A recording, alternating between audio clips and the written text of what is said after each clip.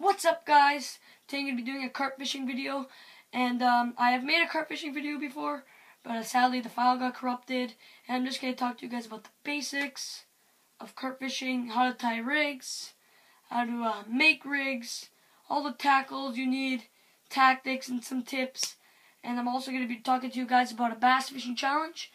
I have talked about it in previous videos, but I never got to it because of the bad weather, and I'll be filming on tomorrow, actually Sunday, and posting on Monday or Sunday night, depending how it goes, if I end up going.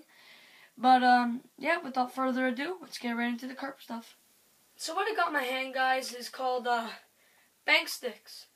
And basically what bank sticks are is a tripod, as you see on the left side of me, but in a cheaper and smaller version. And I'm going to go tell you guys through these. So basically, this is easier for you guys if you fish in rocky areas or in areas that you cannot fit your tripod in. These are when these come in handy. These are very cheap. Got this set about $30. And you could get high quality or low quality. They almost do the same trick, but high quality is better. I don't really use these much for carp fishing. You could put a beeper on here, as I'll tell you guys what a beeper is later. Or you could put it on here. I usually use these bank sticks for salmon fishing. Not really for carp fishing, but when I do go to very dangerous areas to put your expensive tackle in, that's where these come in handy. They have two pairs, you could adjust them. Just in case if one cracks and it doesn't work, you got an extra one. No biggie, these are, once again, very cheap. I'm going to leave a description down below where I got all this stuff. Carp Kid International, if you guys know, or the Canadian Carp Club is where you could also get these.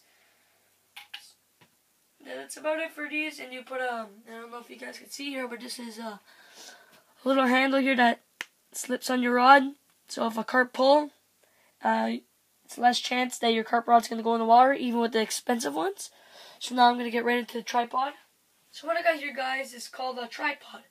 What the tripod is basically meant for is to keep your rod off the ground and reel so you don't damage it. And with the expensive rods and reels, who wants to damage them, right? It's like spending good money on stuff, but you don't want to damage them. So then this is where these come in handy for carp fishing. And you can put all different modifications. You can spend good money, or if you're on the lower budget, cheaper money. This one is basically a cheaper tripod, and everything on here is cheaper than what I got over there. Now I'll show you guys things over there. But right here, this is basically, I took out this one here. This has the basic stuff. So I'm going to show you guys. You got this little modification here. You can unscrew it to put one rod and the one beeper. See there. And what this allows you to do, as I mentioned, showed you guys in the bank sticks, allows you to clip on your rod. So the carp rod doesn't go in the water, even though you got like a bait runner or something like that. It still eliminates the chances, whoops, of your carp rod going in the water. And what I got here is called a beeper. See if you guys can see here. And you could turn the volume up, turn it down, change the tone. The expensive ones, you could change volume, sensitivity, tone, and all that stuff. But I got a cheaper one here, so as you guys see. So the benefit about this one, these beepers, are they're cheaper, and they go in between a lot of people's budgets. But the bad news about them, you cannot change the sensitivity in windy days, and also this one has a little roller pin in it. You guys can hear, let me see. Now what that does is, if you're fishing in cold weather, carp fishing, or any other fishing, as this works for any type of fishing, it freezes on you. But with the Delcums, it's a vibration system. And what the vibration system does is it allows you to detect any vibration. Even if this carp rod's going off, this one's going to go off too. It was very light sensitivity. So that's pretty cool, and they do not freeze. And that's basically it. And what I got here is called a hanger. And this works when the rod is, yeah, I'm going to actually show you guys. Okay, so I got my cheap rod set up, no biggie. I'll get to the carp rod later. So I'm going to demonstrate you guys how this works. So obviously it's the hanger It's not gonna work. It's not gonna be low to the ground like that. No, because your line's always gonna be tight. I wonder if you guys can see that. There you go. See? So let's say it's like that, and the beeper's turned off. So if I turn it back on, and you're carp fishing, this allows you to indicate. Here, let's turn it down. This allows you to know when the carp's near. So if you get a run, it goes like that, and if you get a pullback, you can see the difference. And when you get an extreme carp run, that comes off. And you can adjust it with this little, I don't know if you guys could see that here. It's a little turning dial where you can make sure it does not come off, or if you want it to come off. And once again, this is a cheaper hanger. This right here is also cheaper, very cheaper. Got a little weight system. Unfortunately, the Fox hangers here do not come with the weight system, but you guys' camera here, as you guys can see the quarter one, they do come with the weight system in very windy days. That's what the quarter beepers look like. If you got the Delcoms look like, if you guys don't know. But yeah, that's basically it for the tripod and stuff. So now I'm gonna get into the proper rod and reel that you guys need for carp fishing. Okay, so the first thing I'm gonna start off here with the rod and reel and line, I guess. Video here is I'll talk about the rod. And a basic carp rod is 12 feet long, sorry. And it has a test curb, and if you guys are wondering that, what a test curb is, let's see if I can get the focus here. Maybe not. What test curb is how much pounds the rod could take, but not necessarily mean that. So this rod is 3 pounds, 3-pound test curb, and the lowest I think you guys can get is over here's let's see if I can get that to focus. This is a 2.5 pound test curb, and I think that's the bare minimum you need for carp fishing. You can't go any lower than that because carp are really good fighters, guys. And yeah, this is about it. I got a phantom rod here. We have all different types of rods. We got the newest Shimano rod here. We got the Daiwa Black Widow. What is this rod here?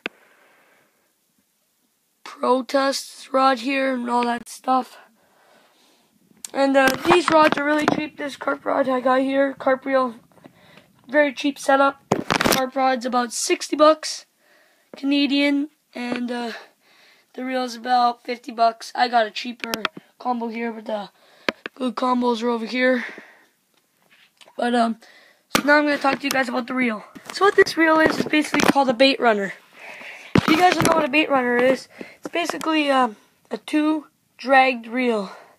So let me demonstrate to you guys. So, okay, I clicked that up. That showed me that a lighter drag's on. That's the bait runner. So the fish has very long time to pull, and the carp will not know that it's been hooked. And then after, when you go to set the hook, you just reel, and it engages the fighting drag. And that's a really, I prefer these kind of reels. You can also do the quick drag ones, no biggie, just quick to drag and stuff. But I recommend the beginners to use a bait runner system once again. Drag, reel in, fighting drag, and that's very easy thing to get used to. Once again, another demonstration. Got a free spool carp going. Pick it up before you set the hook. Reel it, because I have seen people set the hook before reeling it, and it will cause a bird's nest. Because lift it up here. If you pull it really fast, the line gets all tangled. As you guys can see right now, it's already getting tangled. But just remember to just keep that in mind, guys. And so now I'm going to talk about the rig I'm using and what else kind of rigs you can use. So what I like to call this rig is basically a safe rig. Is because if you guys can see here, the method feeder, it slides up and down, which is very convenient for if you snap off, the fish will not be carrying around. I think this is about 2 ounces, a 2-ounce feeder in their lip. And that's basically why I call it a safety rig, is because of that reason.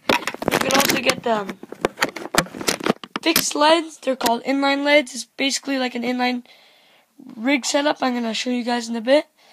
It clips on, the swivel clicks in, and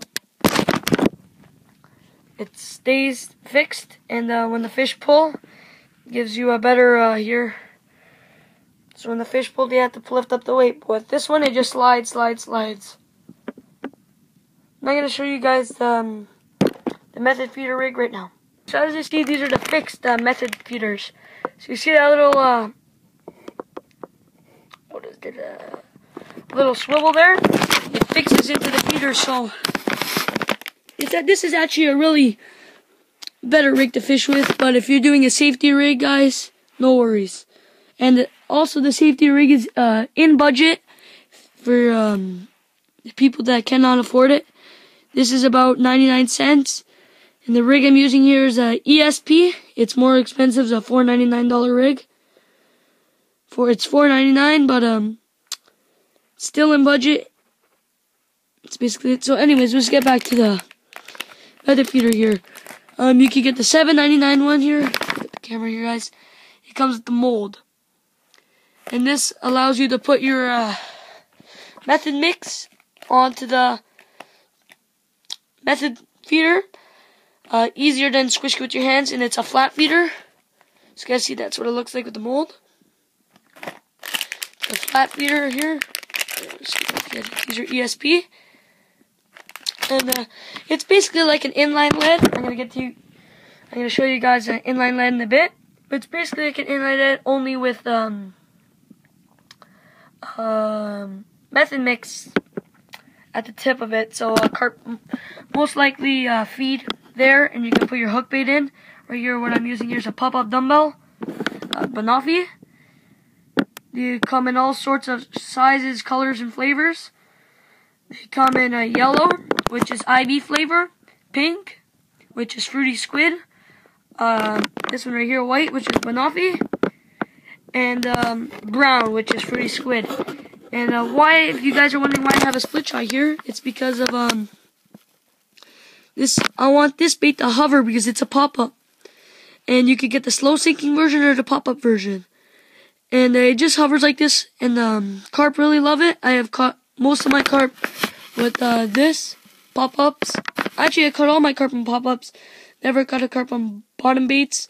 But yeah, this is just a little rig demonstration. There's a couple different rigs depending on what you're using. So I'm going to get right into the inline leads.